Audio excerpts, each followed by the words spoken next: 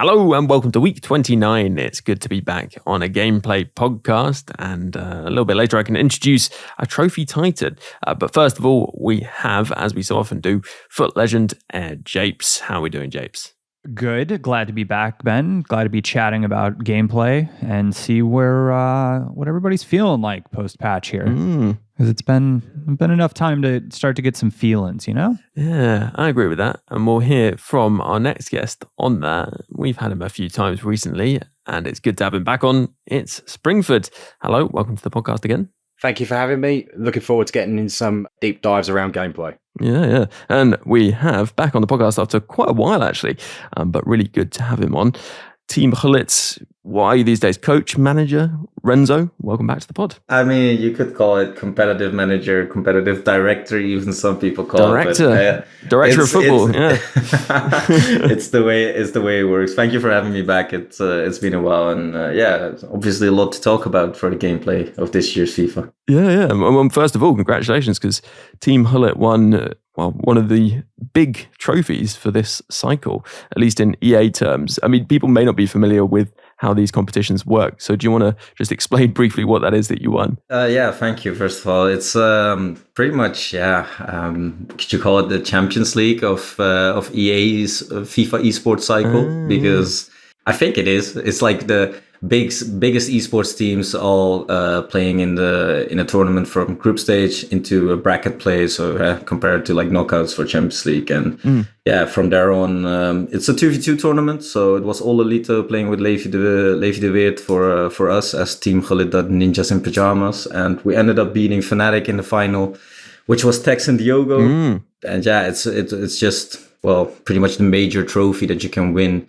in 2v2 looking from EA's hosted tournaments. So very happy with that one. And especially because, they call it their Masters program. So the master teams, the main esports teams competing in that. So it's always good to, even in that selection of teams to be the best. Yeah, we talked when it first happened, the move to 2v2, about how positive it could be.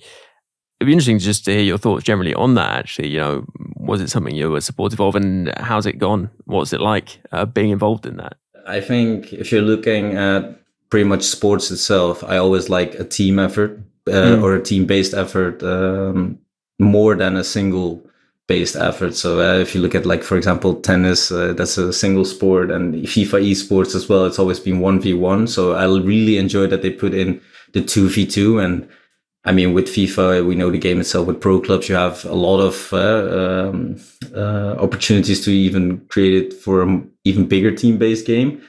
But it's very exciting. Like, you can see that different play styles, for example, 𝘭𝑪 and 𝘬𝘰, they have actually quite similar way of defending, but a totally opposite way of attacking.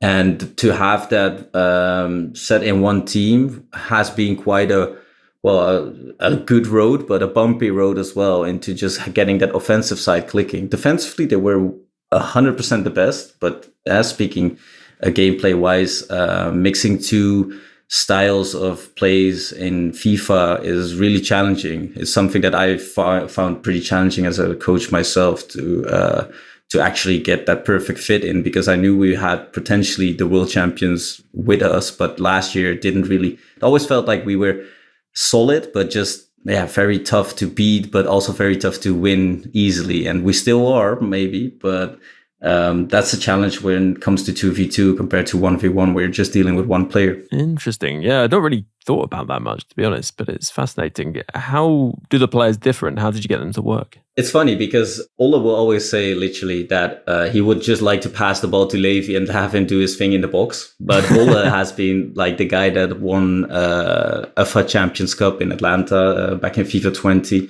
He's been always that type of player that can score no matter what circumstance. And he's mainly that guy that uses passes a lot and not too many skill moves. Where 𝘬𝘰 is probably the most, I'd say, gifted player if it comes to control of the actual thumbsticks. Like he can do any skill move blindfolded from whatever angle, pretty much. Where 𝘭𝑪 almost struggles to do a rainbow flick, for example, to exaggerate it here.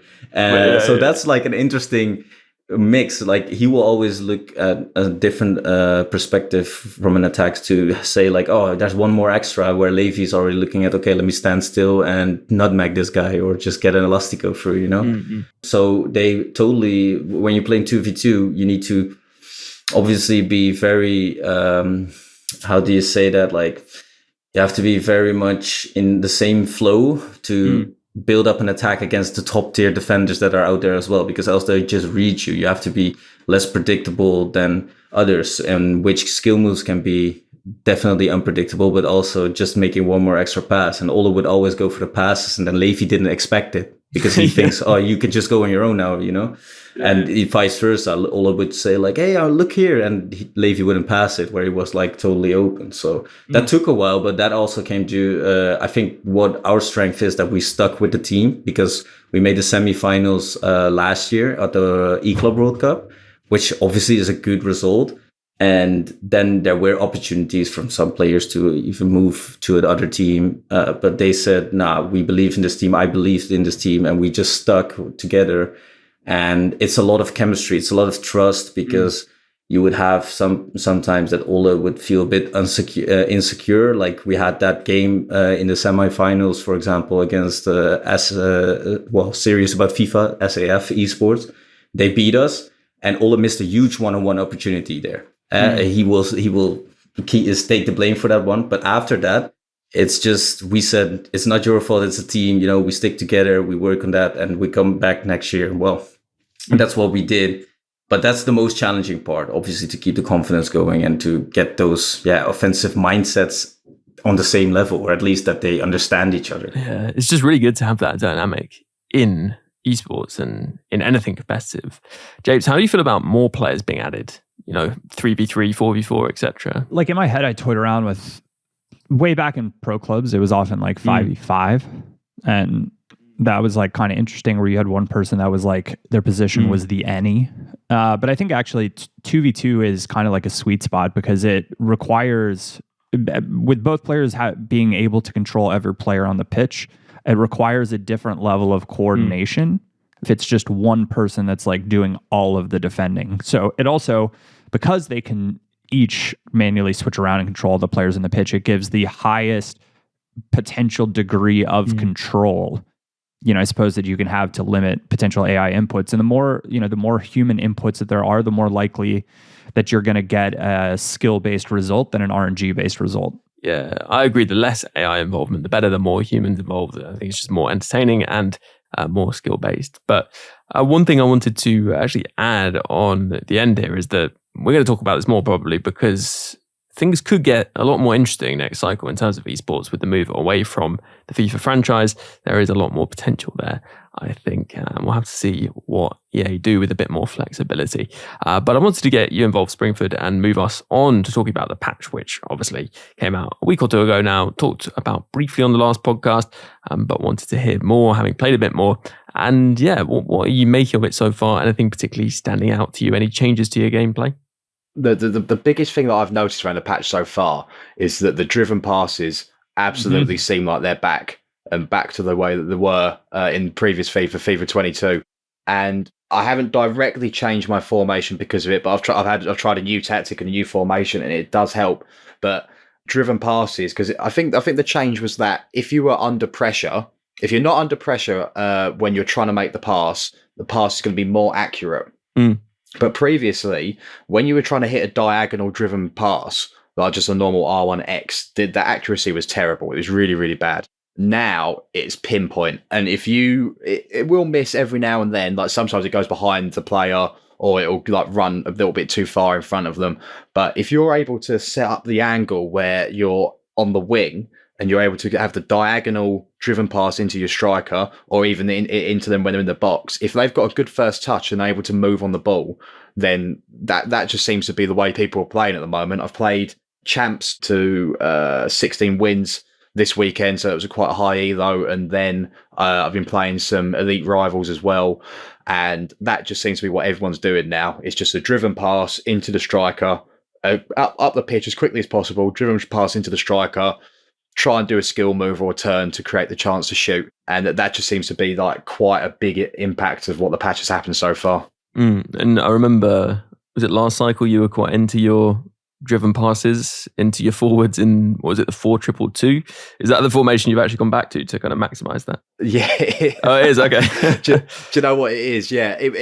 I promise it wasn't to maximize it. It wasn't this is really effective, Sure. so now I'm going to try and exploit it. But I wanted to use a 4-2-2-2 because it was good last year. I haven't been able to get on with it this year. I've set it up slightly differently, so it's slightly more fluid. And a side effect of that has been that I've noticed that my right attacking mid is in a very good position to be able to drill those passes in. So that's what I'm saying. Yeah, it has gone back to FIFA 22 to me of getting those passes into the strikers. And then in that tactic, because I'm always interested in how people work with those cams and CDMs, do you have like quite winger-like cams in that setup? And do you have defensive midfielders going forward? The reason I didn't like the 4-2-2-2 before is because I find that it's too static across the front because you end up with the front four, depending on how you set up your cams, but you end up with a front four. And the two DMs, it's too disjointed when you're moving the ball from defence into attack. There's not enough play in between, and it gets really like rudimentary. Just get it up as quickly as possible, not much interplay, and then just pass it around your strikers and your cams. What I've done differently is that I have one DM who is the Team of the Year honourable mention 𝘵𝘵𝘐𝘉. He stays back and covers centre. The other one is Prime Mateus. So there's my LDM who stays back. My RDM is on cover centre and deep lying playmaker. And I find that really works because Mateus has got the really high attacking positioning, which means that he gets into really good positions just outside of the box to be able to receive the ball and pass it around. My left attacking mid is the mid Zidane. So the pace isn't really a problem with me there because I've got him on getting to the box and free roam. And the free roam means that he takes up any space that he finds available. But because his attacking positioning is so high, I think that's like an absolute like must if you're going to do this with free roam. What usually happens is he drops in behind the strikers. Yeah, he drops in behind the strikers, and you've got the two strikers on stay forward, stay central, getting behind. Then my left back is on overlap. So he comes up and he forms the width on that side. And then my right attacking mid, who is a standard golden 𝗵𝘃, he is on getting to the box for cross. So it defends in the 4-4-2 shape that everyone likes. But in the attack, you end up with a quite a traditional front three of the two strikers and the RAM. You've got the LAM, who is in behind the strikers. Sometimes he's really advanced. He goes beyond them. Just depends where he needs to be in the attacking scenario. And then you've got the left back who's forming the width on the left-hand side as that option. So you still ended up with that 5 in attack there or thereabouts. I call it quite fluid because I'm not really sure what the LAM is going to do a lot of the time because he's on that free roam and he just pops up in really different positions. But I'm starting to get more of a feel for it. If it's on a quick counter, he sticks as that more traditional left winger sort of role. But if you slow your build-up play, then he really starts to roam across the front four and pops up in some really good positions. And because it's Zidane, he's just like incredible technically. The pace doesn't matter because he doesn't need the pace in that position. And it just gets him into the spots where you would want him to be. So that's just the way I've been running it. And then just quickly, I guess, because then people will be able to actually replicate this, do you want to just run through the actual tactics so that people can use them? It is 4-2-2-2, press after possession loss in defensive style. The width is on 40, the depth is on 65, build-up play is balanced, chance creation, direct passing, one width, 4 players in the box, and then whatever you want to do on the corners and free kicks. Nice. Yeah, I think you've run through all of it, but as always, it'll go into the Tactic Bank in the supporter Discord. If you are a supporter who's gold or above and aren't yet in the Discord, then jump in there. There's guidance on how to do that if it wasn't obvious over at bit.ly/ Pod Discord help. And if you aren't a supporter already, you could become a supporter. Just head over to bit.ly/morepod or search support for weekly. Always good to get an early plug-in. A reminder, you get an extra podcast every week. This week it's content. Next week it will be gameplay. But anyway, let's get back into this gameplay podcast. And Japes, you seem to be agreeing about the driven pass, but what are your thoughts on it? I can't quite work out myself whether it's good or it's bad. I don't know either, Ben. Here's the benefit of the driven pass. Wider formations feel like you can actually play it out wide and then back into the middle for me. Whereas previously, like it just didn't, like the passes felt like really, really weak and maybe you couldn't do it. So some additional stuff to play around with. On the flip side, it also means then that I'm playing, and Ben, you'll know this now playing in NA, the counter meta is back, baby. Because you can I just find it bizarre that they've brought it back. Well, I won't say bring it back, because also remember, we're at a stage in the cycle where the players that are making these passes are like all very, very highly rated, you know? So I don't know. I can't make up my mind. Like truly cannot make up my mind about it. Yeah, I've found it slightly better in false 9 type setups or 4-3-3 variants. Playing it inside from those positions out wide does feel a bit more consistent, which is nice. But on the other hand, as you say, there's more chance of someone just pinging it all the way up the pitch with the driven pass, which I guess they could do before, but I felt like it got intercepted more frequently. Let's come to you, Renzo. In terms of changes you've seen, we haven't mentioned yet the accelerate change, which basically improved explosive over that initial phase of acceleration to make it more worth using, because I think it's fair to say it hasn't been so meta. So interested to hear your thoughts on that. The explosive accelerate patch is pretty big. I'm not going to lie. I think, speaking for the majority of FIFA players, they might have completed that Moussa Diaby SBC, the Europa League road to the final one. And that guy had 98 pace, and then he got patched or upgraded, and then the accelerate buff was there, and now he feels so insanely quick and more quick than he had before. So it's not going to be that one additional extra pace. It's definitely noticeable through that explosive accelerate kind of buff that they implemented with the patch.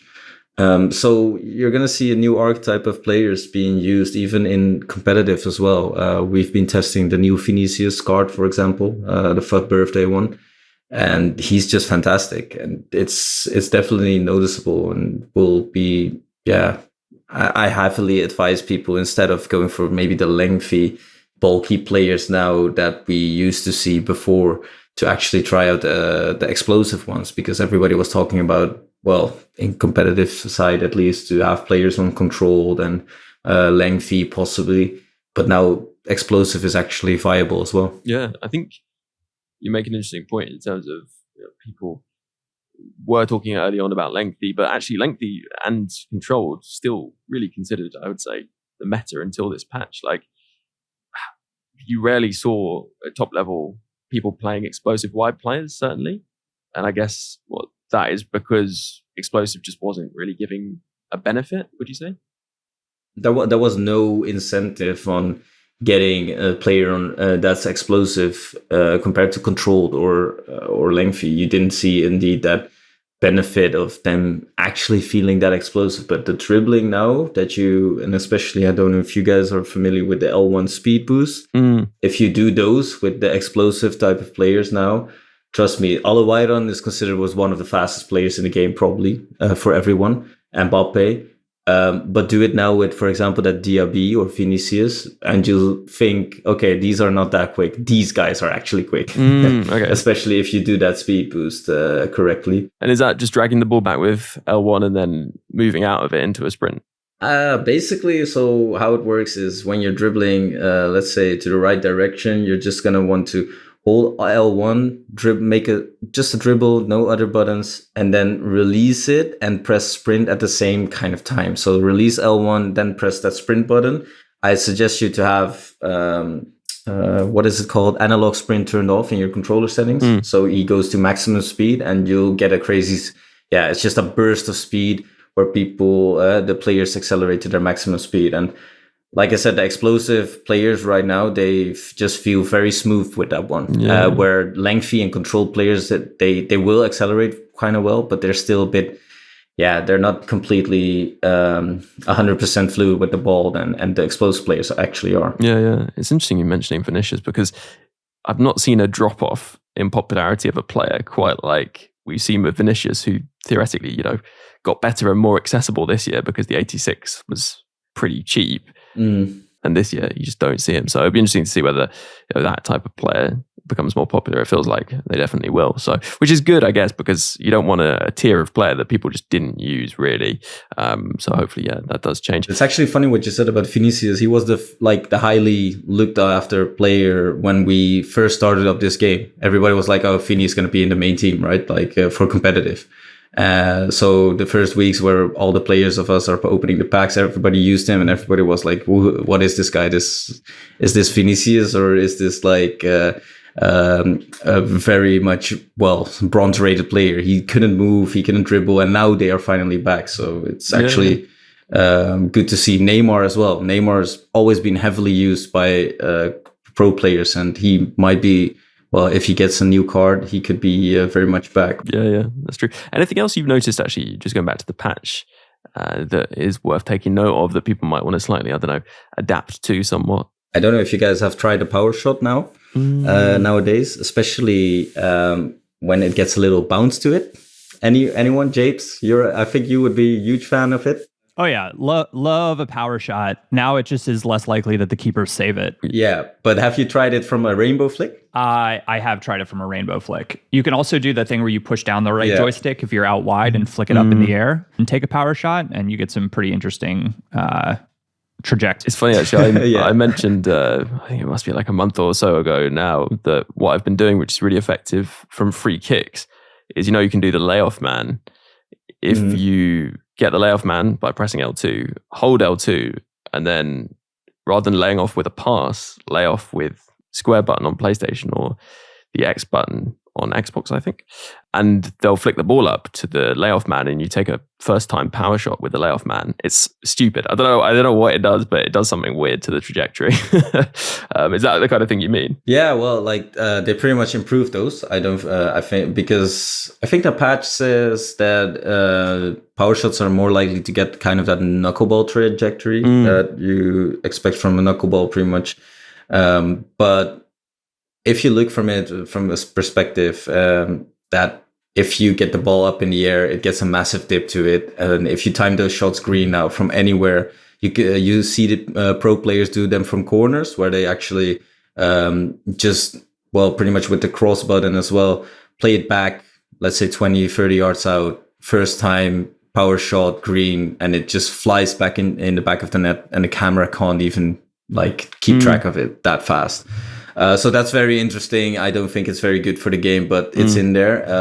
But the regular power shot itself, just from regular play, looks to be improved as well. I think one of the top tier players, Nicolas, 99FC, if you don't know him, then he's one of the best players to ever play the game, I think. He's actually been doing these power shots a lot against the top tier players. And if you can time them green, they're very much viable. But apart from that, I didn't notice a lot of changing to the trajectory in regular power shots. So only if it was being flicked up, you could definitely see that knuckleball kind of trajectory being there, but not from regular play. So I don't know. It's good, but it still takes a lot of time, especially if people have that power shot zoom turned on. It can be a bit confusing, but you need the space for it to work. Yeah, I do want to move on from the patch now. I think there's maybe a few bits we haven't covered that weren't so significant. The goalkeepers, I have noticed a bit of difference. I do think they're a bit worse, but certainly didn't notice much difference in terms of that tackling and intercepting, jockeying type changes. I don't know whether anyone else did. No. Good. Right, that means we can move on to talking tactics. We spoke about the 4-2-2 earlier, but in terms of something you'd recommend, Renzo? I know on the pro scene, there hasn't been too much tactical variation going on, and it's maybe been a little bit stale on that front. But for listeners, is there something you would recommend people maybe give a go that might be fun and effective, for example? What you said is true, but it is changing at the moment because we saw the majority of the year, especially at the start, that 4-3-2-1 with a balance, with a fullback on balance. So what would happen is you're playing 4-3-2-1, you put your right and left forward on stay central, getting behind or not. Some people prefer to, some people didn't. You saw a lot of these first time L1 through balls, but with that left back or the right back on balance and the other one not, you would always create kind of a man more situation on your around your opponent's box, which was really effective. It still is. But now you're seeing a transition where people are using 5-4-1. Yeah, I'm not a huge fan, but they are using it effectively as well. 3-4-2-1, which pretty much defends like a 5-4-1. And you're seeing 4-5-1, 4-4-2, even kind of slowly making their way back in the meta. I'm personally a huge fan of the 3-4-2-1 because I think it just complements this game perfectly in terms of you being, pretty much a bus in the back. It's just, it's always been an effective way to defend. I don't say I like it, but it is the most effective way. And in offense, it pretty much offers you the same possibilities that you would have in that 4-3-2-1, the strength where you can get that man more situation. And it's actually very interesting. Everybody can experiment it themselves.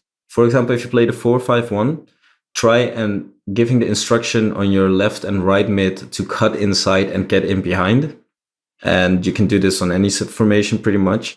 And you will see that the 4-5-1 actually in offense is like a 4-3-2-1. So that's kind of the key right now that the meta offers pro players, that they will still want that 4-3-2-1 attacking style of play because it just suits the game very well.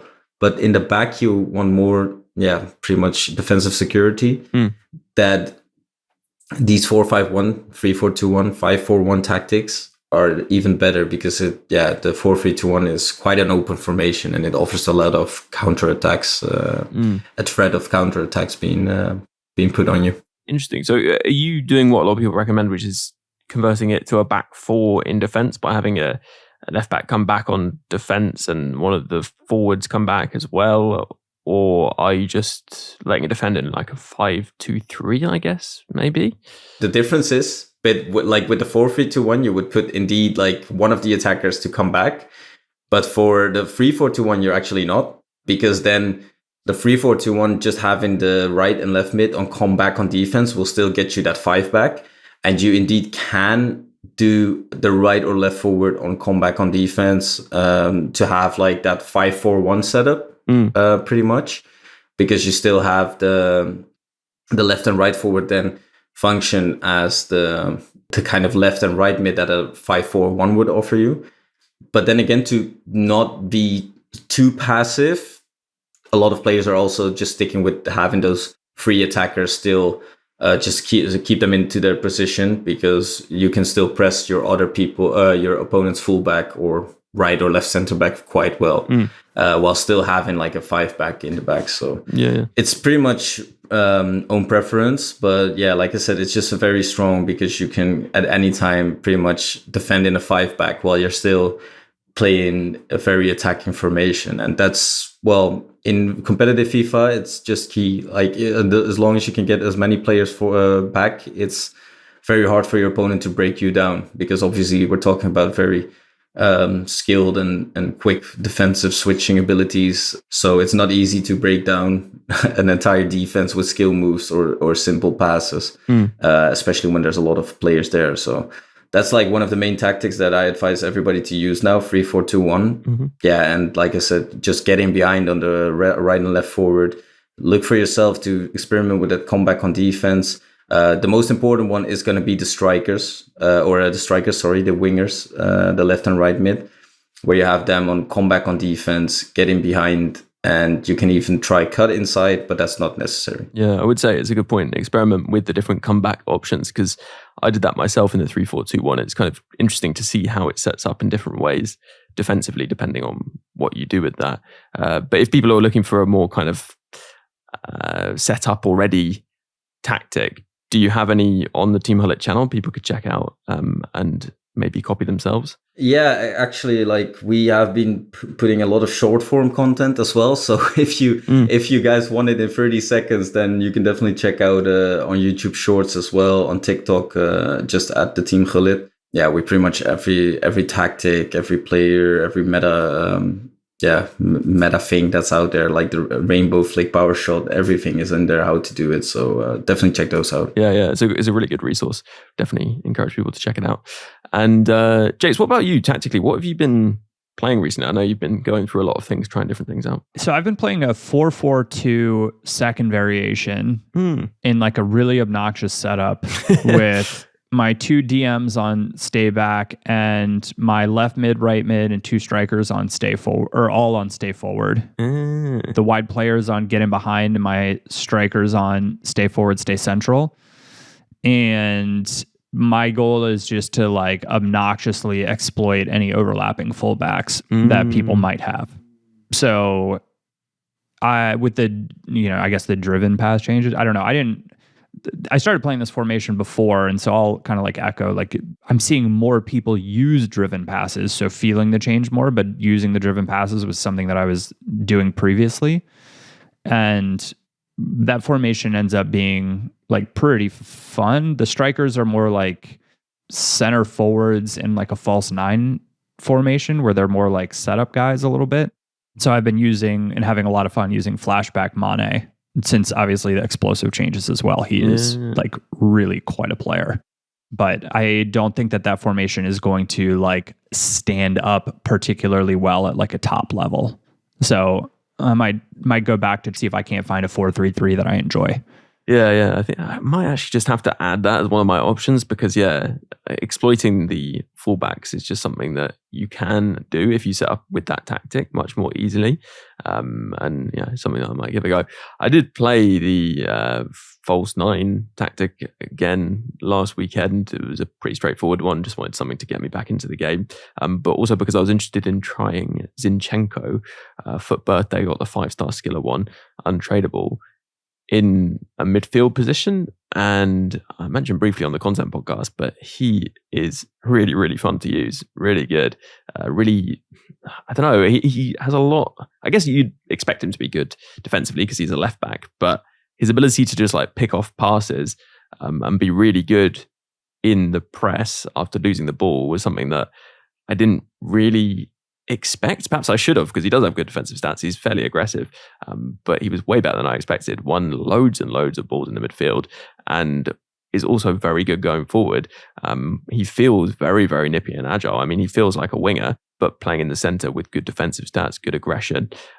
Really like a well-rounded player, apart from his finishing, I would say, and his stamina also isn't amazing in midfield. But with the number of substitutes out there, I don't think that's too much of a problem. I definitely encourage people to try him. He's maybe a bit more expensive for a fullback, but some of them are quite expensive.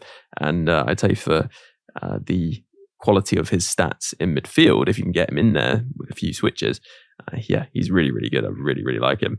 And I kind of get a struggle to make it work long term because of all the moving around of players you have to do, but enjoying it a lot at the moment. I feel like we're probably not going to get through loads of questions here because we've talked about a lot of other stuff, but we will come to them in the future. So if you send in a question, do not be disheartened. We will cover it at some point, I'm sure. But this feels somewhat relevant. And it's a question that actually comes in from Hugh. He was asking about subs. He says, how do you handle subs? Since it's not the same as real life where a player is having a bad game, will you sub off your best player if they miss a few chances? Or do you do subs based on fitness or your lesser players in your squad? I thought it's kind of an interesting question. Springford, what do you tend to do when you're substituting players? Are you looking for players just low on stamina, players that are maybe not so good in your squad? Or would you just be like, right, this player's having a bit of a bad game, I'm going to take him off? No, I haven't quite reached subbing my goalkeeper off yet stage.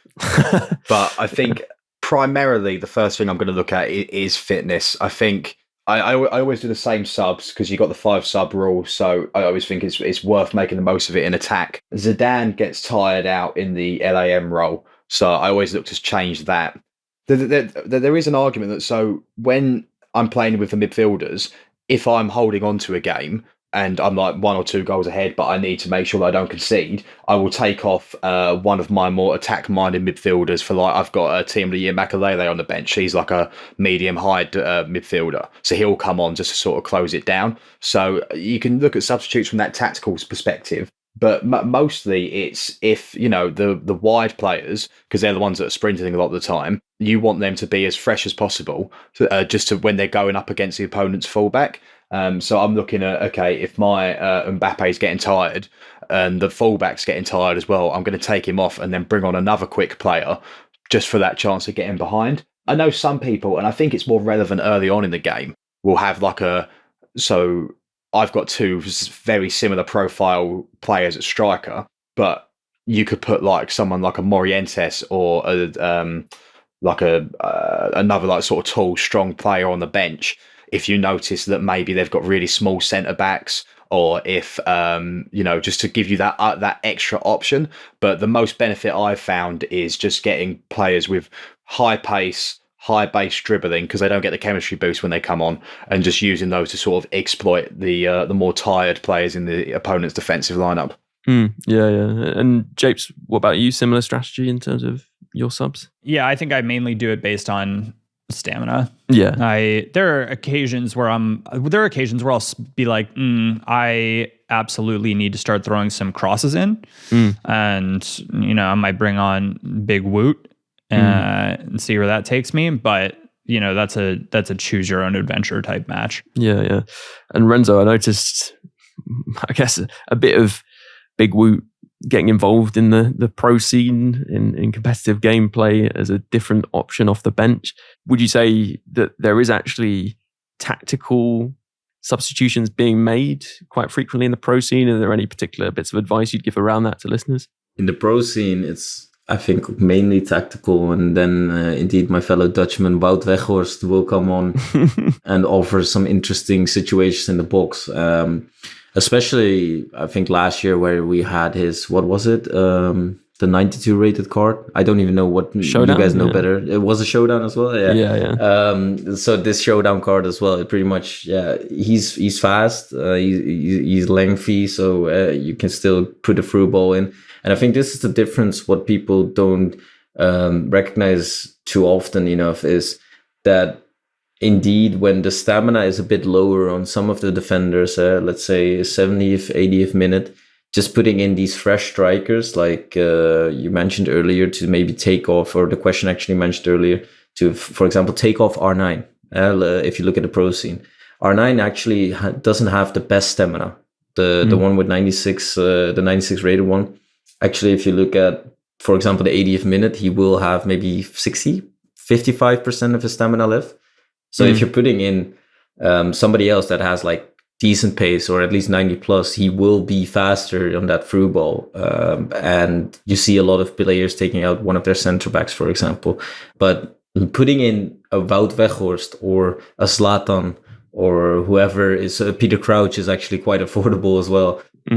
To have them, for example, at a winger position for when you put the more pressure on your opponent because you're trying to score a goal, and having just a cross whipped in at the back post, even if it's for a direct header on goal or just to pass it on one more time, is just something crucial that once again we explain how you can utilize that. But that's something tactical, because if you're not able to break down your opponent for, let's say, 70 or 80 minutes, you have to try and do something else. There's obviously, I don't know if you guys are familiar with the term, but the German cross, where you send players from your midfield into a position where they get into the box and head it on. Like, those type of crosses also are effective if you just see somebody in a bit of space in the box, and you can do an L1 cross as well. You can do a Trivela cross with the L2 and the cross button. And if you have these tall players that can win the duels, especially against a fullback,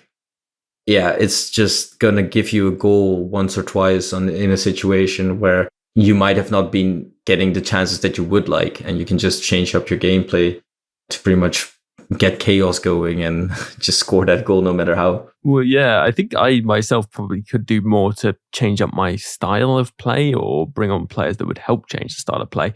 What I'll often do if I'm chasing a game is just, change to a 3-4-2-1 or something like that, and then bring players on to make that work and make it, I guess, a bit more attacking into the players I've got on the pitch. One tip I did have, though, which I probably mentioned before, but is worth mentioning again, is if you've got a player who is, high value, you want to keep on the pitch throughout the game, and you want to have high stamina throughout the game, someone like 𝗵𝘃 𝗔𝗫, then what you can do is put them on conservative interceptions if they're an attacking player, because it really reduces the amount of stamina they use, even if they're not doing that many interceptions. So it's a bit of a no-brainer, particularly for your striker, who you probably end up pressing with manually anyway. Subs are one way to change the game, and I guess that's relevant to this next question here.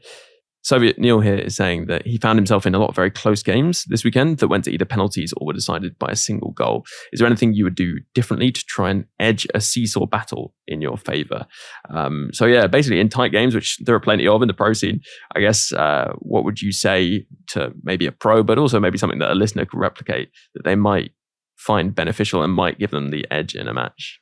Sorry, it's a hard question, isn't it? Yeah, but I could give away, I think, well, it's not my golden formula or anything, but the way that I tend to coach as well, and I think which is probably the most important thing. For a pro level, we all know the meta. It's not like sometimes somebody does something that no other player has seen or that particular player has seen. But you know what's up. You can do a trivela shot, you can do a finesse, you can do a German cross, stuff like that. So what is actually very good to do, and what we do, is to work with checklists. So I can literally say to my player, you've done this, you didn't do this yet, try maybe, and this can be over a best of 2 game in extra time even, where sometimes you can say, hey, you haven't shot a single finesse the entire best of 2. Now is the time. Just if you get the opportunity, green it, and you'll see. I think it's actually in the EA Sports Cup in the final or in the semi-final against 𝘵𝑚, where there is a moment where 𝘬𝘃 does that, and we had kind of had that same situation. And that's some of the things that I can recommend even casual players as well. That if you're in these tight matches, just think back, maybe press a pause, have a breather. And just maybe have like a checklist next to you, and to always remember you of, okay, this is what works. I know I'm capable of doing this. Did I do it? Or did I play a different formation yet? Because, I think a lot of players will even use more than one formation on their set tactics. You can also think, hey, I usually defend better in this formation. Let me switch over to that one when I'm 3-1 up, so it doesn't get that tight. Because you're always facing opponents on your similar skill level at one point. And that's where it comes down to doing the stuff that works, instead of trying to maybe reach for something out of the blue. It can pretty much be set standard. But yeah, obviously you don't always get the same inspiration that you would do if you just have it written out for you. Yeah, well, it's also that thing of the game means that you're going to end up, because of matchmaking, in tight games where small little things are going to end up deciding who ends up winning and who ends up losing ultimately, right? Exactly. We all know about those match statistics afterwards, where people say, I had 9 expected goals, but I only scored 2. Yeah, maybe because the opponent is moving his keeper, or you didn't shoot near post once. Just that little bit of reflection one time can make that difference. So I think that's it. And apart from that, it's really tough to obviously have something set out for every single game that will work, but that can help a lot, I think, generally speaking. It's a really good point. It's just always good to get that variation into your game, isn't it? Have those different options, and I think it's fantastic advice. Are there any specific things, just to wrap up here, that you would say, Springford, that is something that you maybe try, every so often in a game, just because it might unlock the door? Mechanically, it's crossing. I had one in Champs the other day, actually. It was 89th minute cross from out wide. And I think always put more power on the cross than you think you're going to need, because it sort of swings it in a little bit more. But yeah, it's you'd be surprised the chances you get, rather than sort of trying to do a ball roll and work it back into the box. Just try and take a cross, because you're either gonna, you might lose the opportunity, but you need to try it, or your player's gonna get a head on the ball when he's open. And like Renzo mentioned, you do the German cross, you look for the knockdown to the other player who might be in space and fashion a chance that way. So if I'm like last minute looking for something to do, usually ball down the wing and like try and get a cross into a running player. And what helps to do as well, if you're sending a ball down the wing, tap L1 as well. So when you're on the ball, tap L1 to make sure that the striker runs at the same time that you are as the winger. So you don't have to worry about them like not reaching the box at the same time or sort of dropping out of the box. You've set them on course to do that run.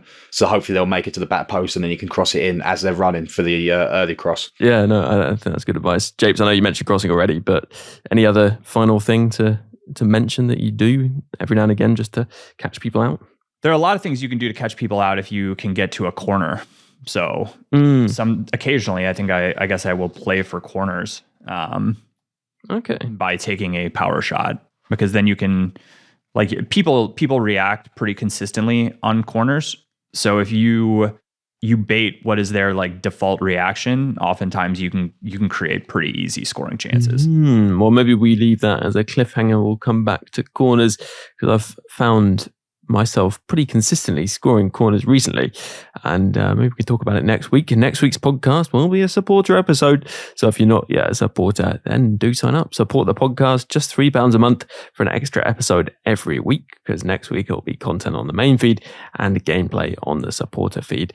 There are plenty of other perks to discover too. Just search Support for Weekly, or you can follow the link in the description of this podcast, or go to bit.ly/morepod. Thank you very much if you are a supporter. And thank you very much to our guests. First of all, thank you, Renzo from Team Gullit. It's been great to have you on. Yeah, thank you for being in here. It's always a pleasure. It certainly is. And people can catch Team Gullit across social media, all those things, plenty of good advice. So we should encourage people to go check that out. And talking of checking things out, Japes, people can check out your newsletter, of course. Yep, that is p2psnacks.substack.com. We'll probably release something on this 442 coming up here, just for people that want to give it a go. Perfect. Thank you very much for coming on. Cheers. And finally to Springford, thank you very much for coming on this podcast as well. Thank you for having me back. It's been great to hear all the different perspectives, getting that pro angle on it as well. Yeah, indeed. And if you'd like more pro angles and plenty more gameplay insights, then you could subscribe to the podcast to get future episodes into either your podcast feed or into your YouTube subscriptions. If you're listening on YouTube, you can leave a like too. You can drop a comment. It does seem to help with the algorithm. So thank you if you do that. And of course, a big thank you to all you supporters keeping the podcast going, including those icon patrons: Dave B, 𝘬𝘬𝘦, Coach Vass, DJ FIFA Player, Alan G, Alistair, Anthony R, Dominic P, Rob P, Jeff B, Stephen F, Tom B, Damon H, David S, Nick Jack M, Eric T, Neil P, Adam G, Dan W, Waterman, N Hagman, Harry A, Jake G, Roger D, Springford, Elec, Bracco, Nishant, Harry P, Alex M, Lee A, Brendan W, Andrew C, Joe W,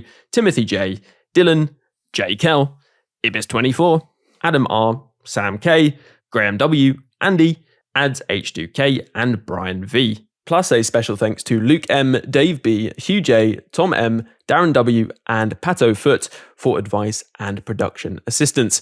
Before I leave you, just one more thing to add though. FIFA's a bit like life really. It has its many ups and its many downs. If you're having a few more downs than ups in real life in these more difficult times, then please don't feel that you're alone or need to struggle on without taking action. If you go to thecalmzone.net, there's loads of resources, advice, support, or even just a friendly chat for anyone who needs it. If it sounds like it could help you, then head over to thecalmzone.net. And for now, have a good one, and I'll catch you on the next podcast.